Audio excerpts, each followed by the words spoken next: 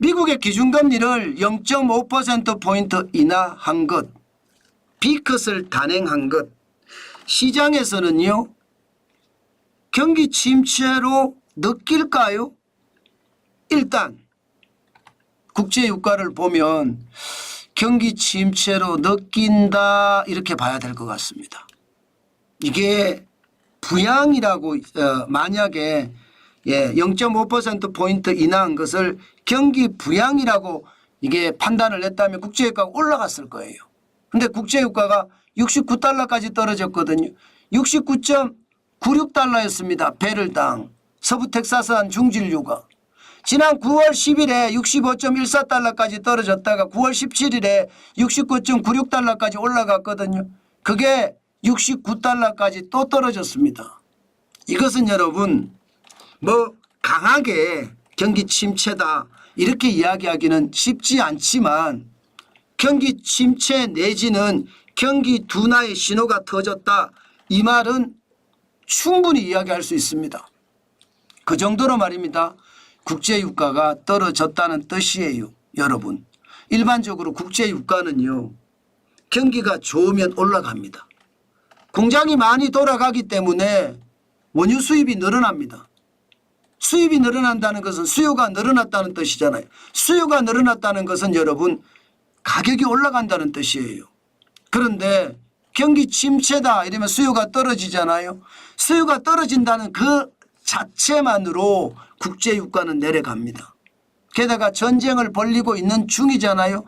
중동에도 전쟁, 유럽에도 전쟁, 러시아 우크라이나 전쟁. 전쟁이 터져 있으면 일반적으로 유가가 올라가는 게 맞는데 이게 전쟁이 2개나 터져 있는데도 유가가 내려간다? 그러면 이것은요 침체의 신호가 전쟁의 위기보다 유가에는 더 크게 작동되고 있다는 뜻이에요. 다시 말해서 전쟁보다 더한 위기가 올 수도 있다. 이런 얘기도 저는 이야기할 수 있을 거라고 봅니다. 그만큼 말입니다. 지금 유가를 보고 있으면 경제 위기가 그렇게 멀리 있는 것 같지는 않다. 저는 그런 생각을 한다는 뜻입니다. 시장은요 여러분 연초부터 보면 WTI는 마이너스 4.1%나 빠졌어요.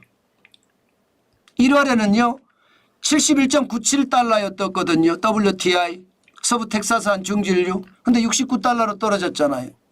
두바이유도 마찬가지입니다. 75.97달러가 3.1% 떨어져서 73.60달러까지 떨어졌거든요. 북해산 브렌트유 75.89달러입니다. 이게 72.78달러로 마이너스 4.1% 떨어졌습니다. 그러니까 유가가 떨어지는 거 연초보다 떨어지고 B컷을 단행하고 단행하지 않고 B컷을 단행하기 전과 단행하기 후에 유가가 오르고 이것은 결국 경기 침체의 신호다 이렇게 이야기할 수 있습니다. 물론 아니 국제금값이 떨어졌잖아. 국제금값이 트로이 온스당 2576.60까지 떨어졌거든요. 떨어진 걸 보면 위기가 아니네 이렇게 이야기할 수가 있습니다. 여러분 위기의 최고점에 올랐을 때 국제유가는 최고까지 올라갑니다. 여러분 보시다시피 2020년 코로나 위기 때 보시자고요. 코로나 위기 때 보면 2020년 8월 6일에 지금 최고까지 올라갔잖아요. 위기가 코로나 팬데믹이라는 게 여러분 생각을 해보세요. 3월에 터졌습니다. 4월, 5월, 6월, 7월, 8월 여기 가니까 최고까지 올라갔거든요. 저는 그것도 감안해야 된다고 봅니다. 이제는 진짜 경제가 어려워지는 그런 사태가 올 수도 있다는 뜻이에요. 저는 국제금값이 9월 18일에 2576.60달러까지 떨어진 것은요. 지난 9월 13일에 2610.7달러까지 올라가서 사상 최고치를 기록을 했거든요. 선반영돼서 먼저 올라갔고요.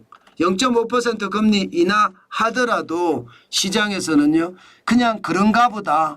선반영 이미 돼 있으니 걱정하지 말자. 뭐 이렇게 이야기한다고 저는 해석하고 싶습니다.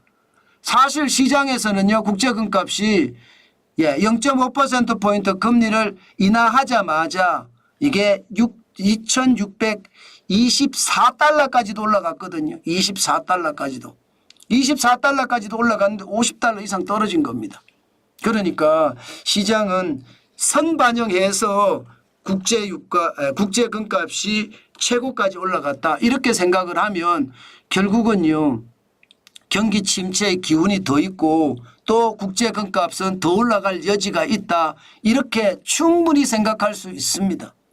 저는 핵심이 말입니다. 저는 이거라고 생각을 해요. 시장에서는 이미 이야기를 하고 있는 거고요.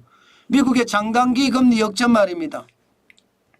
미국 국채 2년물하고요. 미국 국채 10년물하고 사실 2022년 3월 29일에 역전이 됐습니다. 무슨 말이냐. 돈을 오랫동안 맡기면 이자를 많이 줘야 되는데 이자를 적게 줍니다.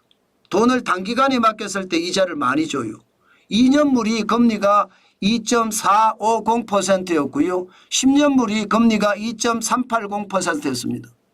역전된 거죠. 그런데 이 역전이 말입니다. 2024년 9월 6일에 정상화됐습니다.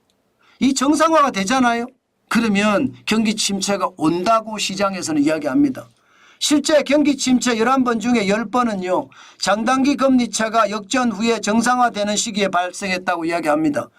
9월 6일에 정상화가 됐고요. 금리 차이는 더 커졌습니다. 이제 2년물하고 10년물하고 금리 차가 이제 0.062가 9월 6일이었거든요. 9월 19일 현재 0.108%포인트가 차이가 납니다. 다시 말해서 정상화 됐는 것도 당연한 데다가 금리차가 많이 난다. 그러면 경기 침체 신호는 더 빨라진다. 이렇게 해석할 수 있을까요? 충분히 해석할 수 있습니다. 저는 그만큼 말입니다.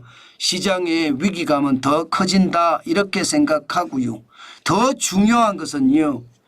원자재 가격이 떨어지는 것은 금리 인하를 하기 때문이다 이렇게 이야기할 수 있습니다. 그런데 일반적으로는 그렇지 않아요. 일반적으로는 금리 인하를 하면요. 원자재 가격은 실물이기 때문에 올라가는 게 정상이거든요. 그런데 떨어진다. 이 말은 침체가 임박했다. 이렇게 해석해도 틀리는 말이 아니라는 뜻이에요. 저는 그래서 경기 침체에 대한 이야기 여러분들에게 다시 한번 드리고 싶은 거고요. 그만큼 말입니다. 시장의 분위기가 어떻게 될 것인가 우리가 고민을 해야 되겠다. 그 말씀 오늘도 강조해 드리고 싶습니다. 그만큼 말입니다. 시장의 금리 인하에 대한 어떤 이야기가 어떤 많이 회자가 된다는 뜻입니다.